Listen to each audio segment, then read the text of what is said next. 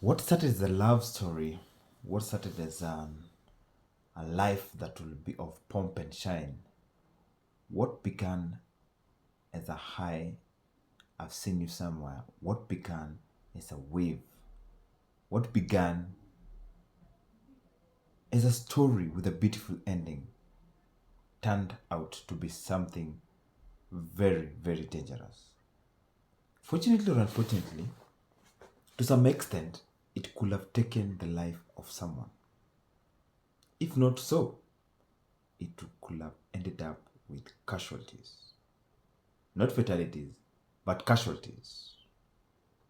Today, we talk about the red flags a man should watch for in any opposite gender. That is the women you're about to date or you are currently living with. Join me once again this beautiful afternoon. My name is Kunguru87. Stay tuned. Now, what are some of these red flags that you're bound to come across in your woman? Some of them just pass right in front of your eyes. Fortunately or unfortunately, to some extent, you've never looked upon them or you've never taken the time to observe them or even to look at them. Many times people have complained that most of these things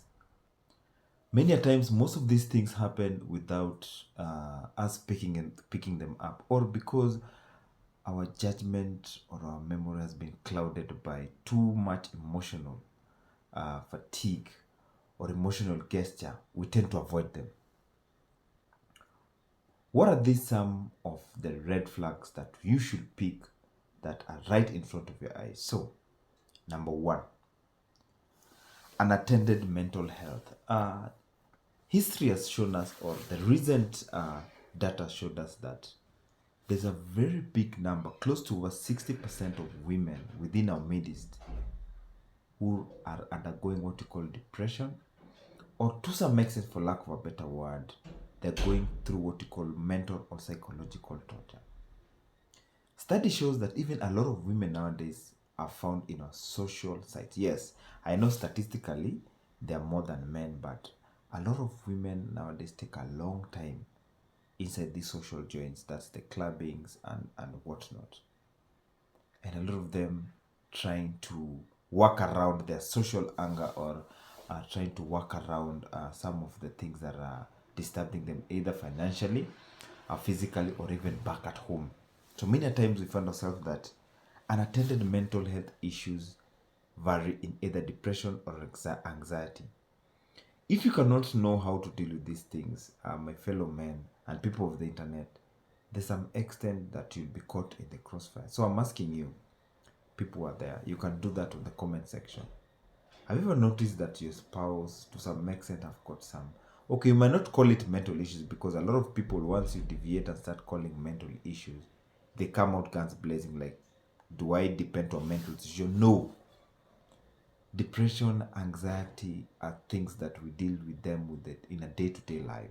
Unfortunately for women, it portrays itself too much. Point number two is that extreme self awareness or extreme self containedness. You'll find that to some extent they love, or women like, it's all about them at the end of the day. Whatever you say, whatever you do, it's all about them. If it's not them, then it's not happening. What am I trying to say? It's like most of them lack empathy. It's a situation that has presented itself in front of you guys, both of you as a family or as a couple, but they only think about them. You hear the words I did. What am I supposed to be doing? For example, recently there's a friend of mine who told me that his car had broken down, and they, usually in the morning they go with the wife. He first drops the wife, then he heads to his workplace, because where he works is a bit farther. So this day the car broke down, and the wife was like, why don't you just order for me an Uber to take me to my workplace when you sort out you see, they are usually self-centered. When you find such an individual self-centered, dear brother, that alone should actually tell you the kind of person you're dealing with. Most of the time, you even find them during the extended family. They only think about their places. They only think about their mom and their dad, their sister and their brother. In African society or a setting, it's, I don't know how by default it comes. We've seen that if the man's relative comes into the house, it's usually a quarrel or a problem. But if it's a woman's people who come to the house, it's cause even the kind of foods that are being cooked when her relatives are there vis-a-vis when your relatives are there. You can put that in the comment section if you disagree with me. But again, just a disclaimer, these are my thoughts. Do not practice them. Do not think it's the final nail of the coffin. Point number 3 is that the desire to control without leadership. So they say they want a man who can lead, but at the same time they want to lead. There can never be two kings in a palace. There can never be two presidents or two leaders in a particular team. Even in marriage or in a family, there's only one leader, the head of the family. Not that their words is whatever they speak about or talk about is final, but it rests with them. The decision that they make rests with them. Good decision, bad decision rests with them. You're allowed to consult, but you'll find these women like they portray you as a trophy in front there, but to some extent they're the ones pulling the curtains or pulling the strings or the ropes, as some people might call it. Yes, when they being asked, they say, yeah, he's the man of the house, but deep down the man knows they hold no keys to that throne. It's the woman who holds these keys. Many a times you find them, they like calling the shots, but indirectly when you are the man who's just standing there. For example, you've planned to go and buy a certain home somewhere, you'll find this kind of women. It goes there. It must goes there. It must go their way. Like they'll totally refuse. They'll totally disagree with what idea you had. Then they'll indirectly tell you, okay, we'll just do whatever you want. But if it fails, don't say that I never warned you. You see, they've denied you that chance indirectly. So you'll have just to go with whatever they're saying. Point number 4 is that conditional commitments. They vow. They go with what is trending most of the time. Oh, I want a big wedding. Oh, this is the kind of clothing I want. Oh, this is the number of guests. This is the kind of food I want. Oh, I want us to move in this particular estate. Because they try to move with the current trends. Many a times. They like benchmarking with their friends. A lot of times I've been telling my people that you don't know the kind of lifestyle these people live. You don't know how these people put their food on the table. So don't compete with them.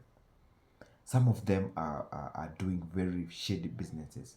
Some of them are doing good businesses. Some of them have even gone to an extent of taking the life of their fellow human beings, their fellow colleagues, their fellow relatives. Why are you competing with them in the first place? Some of them don't have the responsibilities you have. Some of them is generational wealth. Some of them even stole this money. Never stay in your lane. Stop fighting or racing into a race that is not fit for you. So these kinds of women will find each and every time putting a lot of pressure into their spouse because they want to fit into a certain cabal or in a certain group of people. So they end up whispering some funny words. Oh, why can't you do it and so and so? And you're working with them in the same office. You're working the same. You're in the job group and so has already done ABCD. Why don't you do ABCD? Even towards me or even towards us. Why don't you take the kids to point ABCD? Each and every time it's usually about comparison. Point number 5 is that they shift values as preferences. Here is because again they choose things that flow with the current times. Oh, right now people are moving to this side of the town. A lot of people are moving from this side. We've been here for 10 years. We have to go this other side of the road. We have to move to this other side of the estate. Many times I call that peer pressure. If you find that your lady or your woman is someone who usually works under peer pressure, that's a very, very bad red flag. I do say to a lot of our friends of mine that when you guys started dating, there was no peer pressure.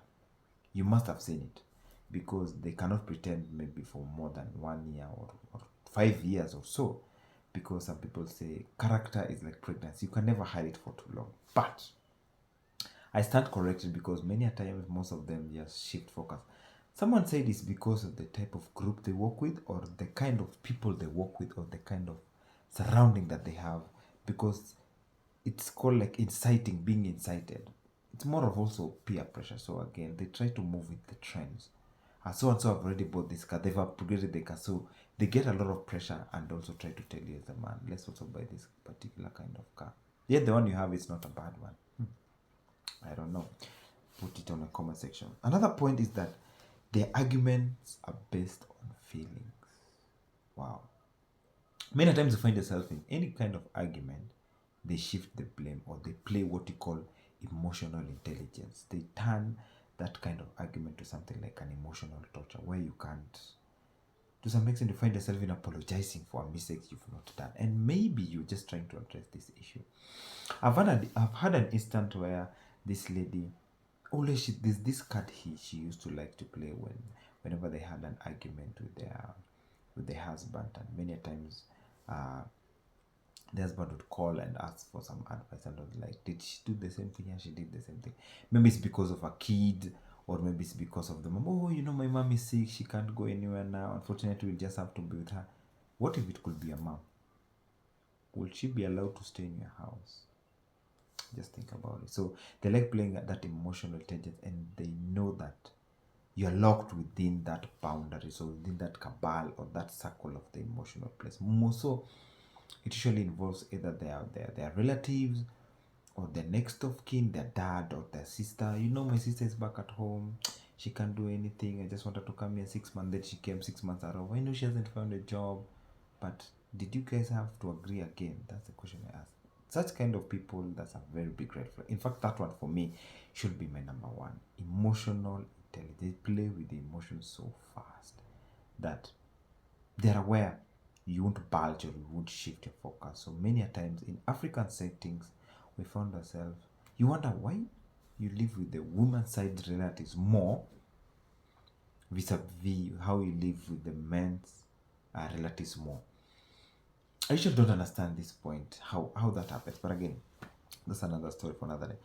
Another point is that wild emotional swings and misperceptions.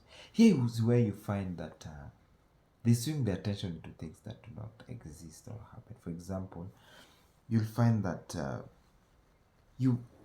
the mood just changes.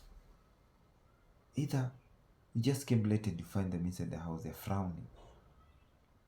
They used to be cooking you this kind of food and presenting it in front of you, and you just found this day everything has just changed. And when they ask, and when you go ahead and ask, you just find that they give a very, is it a dumb excuse or an excuse that does not hold water? And then they'll use this excuse. Yeah, women, we are so moody, our hormonal balance and whatnot. So they're taking advantage of natural causes. Many times, people who joke a lot with emotions are very dangerous. I've said it many times because they tend to take advantage of something that just happens naturally. Yet, there's a way you can walk around it. I can understand today that you're emotionally affected or maybe because of your mood swings, but I cannot withstand someone who's moody each and every time. And many times they pull this card and they say, you should understand me. The question is, when you guys started dating, were these kinds of emotional blackmail or emotional swings, were they happening? Because these misperceptions where you're made to understand how they misbehave is a very bad. Someone says you understand them because they misbehave. Is it towards you, or you're supposed to be understanding them when they're misbehaving and assume that's them? I don't know how that goes. I usually don't like it personally. So another point is jealousy towards other women.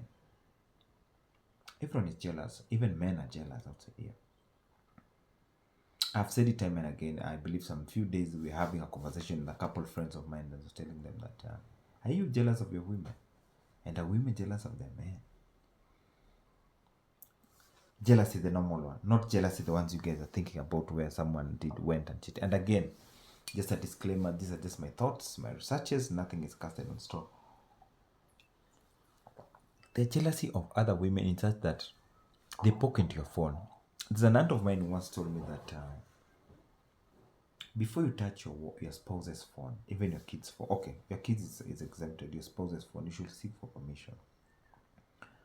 Never ever touch your spouse's phone or their laptops or most of their gadgets that they take them personally, because the worst can happen. You've heard this thing where people say, what you don't know will never kill you. So they keep on snooping. Who did you speak to? Who did you talk to? Who is so and so? Who's this and this?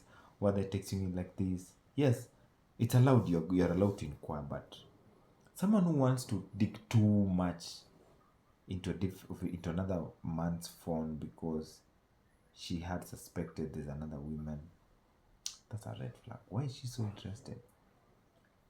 If there's no shred or a iota of evidence that you're doing something fishy, why is she making, they say, why is she creating a mountain out of an anthill? There's some people in life, they're looking for a problem in order to escalate it to a different size or something because they have something they want to achieve. Either again, they'll blackmail you emotionally. So I call that also a red flag. It's like you're chasing the wind or you're creating a story where there's no story at all. So I leave it to you. You can put it down in the comment section. Once again, for those who are joining us for the first time, my name is Kunguru87 and welcome to the Survival Men series. In this channel, we discuss about health issues, men issues, and life issues. Another issue is that when people like what you call external focus and control, this is when external forces want them to control the inner them. What do I try to mean? Is when you'll find that you want approval from people. For example, recently I had someone saying that someone so bought for me for their wives a car, so I also need you to buy me a car. It's like you're in a competition. So and so took their kids to such and such a school, so I need some approval. I need someone to approve something of me. I also need to post that I've been bought for a car. I also need to post that a birthday has been done to me. I also need to post that I've gone to such and such a hotel. Why do you need external forces as approval? Why do you need approval from people? You owe no one any explanation. So anyone who seeks approval from outside, I call that a red flag. I take that very personal. Because, okay, it's called validation. Once you've been validated with the public outside, so what's next? That's the question I ask myself. What's next? Why do you need validation of materialistic things? I don't know. This one, I'll leave it for you guys. Because a lot of people who like validation, even for men, any man who will seek validation, I'll call that a red flag. But today we're speaking about women. Last but not least is financial dependency without reciprocating it. Is where if there's no finance, there's no relationship. You've heard that a song where this beautiful lady from the West sang that no romance without finance. But some people like they see there's no finance. Maybe you guys started. This is usually my argument. When you guys started a relationship, you knew each other personal financial strength and capabilities. Don't say you never knew it. So when these financial stories start coming up when you guys have already dated or stayed for more than 2, 3, 4, 5, 6, 7, 8, 10 years, then that's a red flag for that individual. That person, in the first place, you are never meant to be together. Because why are you changing right now? You knew my financial capabilities, my financial strength. You knew this is how much I was earning. Maybe I'm earning this and you're earning this. Maybe I'm earning this and you're earning this. So not unless I've shifted the focus which you're seeing and it is evident in your eyes, then you're allowed to do whatever you're doing. Many times people have said that. If it's not even people have said, statistics shows that it's a lot of women who walk out of marriages. Not men. Statistics. I stand corrected. Statistics have shown that it's a lot of women who walk out of marriages, and the main cause is because of the financial constraint, apart from infidelity issues. So people of the internet, ladies and gentlemen, I leave it to you. Put it on the comment section down there. What are some of these red flags that associate with you? For those that are mentioned, I think there are about 10 of them. Which are some of them that associate with you? And men, if your woman portrays more than 5, I leave it to you to make the decision. I'll not make the decision for you. But if it were me, if you portray more than 5 of these, among as many other forms of red flags, I'll call it quits. Better safe than sorry. Peace of mind is very expensive in this world of today, in this year 2026. Peace of mind is very, very expensive. You cannot buy it. So the call to action is that don't live with someone because you are obligated to, or you're financially obligated to, or maybe you signed a kid somewhere. You can still take care of the kid, you're not there. Don't stick with this kind of people. Vis-a-vis even for women. If this applies to you and you see your man is having so, I leave it all to you. But again, don't take my advice. Take your own advice. These are just my thoughts. Thank you very much for watching this, and kindly, for those who have not subscribed, subscribe, and we appreciate for you to subscribe. And I kindly just like this particular video, and comment down there, pinpoint most of the red flags you think they're there. So a quick one is I'll just go once again. A quick one is that unaddressed mental health issues. These are mental health issues that have not been attended to, and you see them right in front of you. Number two is extreme self-centeredness, where you only think about yourself and no one else. Your word goes. Desire to control. Again, you want to control. You want this man to lead, but you're the one who's pulling the strings. That's also some kind of red flags. And then conditional commitments and vows, where you're working under pressure. You want to get married, you have to do this big wedding because you just need approval from other people. Shifting values and preferredness. This is where you keep on shifting your goals. Another point is that arguments based on feelings, where you play with what you call emotional feelings. Again, we have what you call emotional misperceptions. You tend to think too much into a small thing, or create a story that of somewhere that does not exist. Jealousy among us other women. That's very debatable. External focus.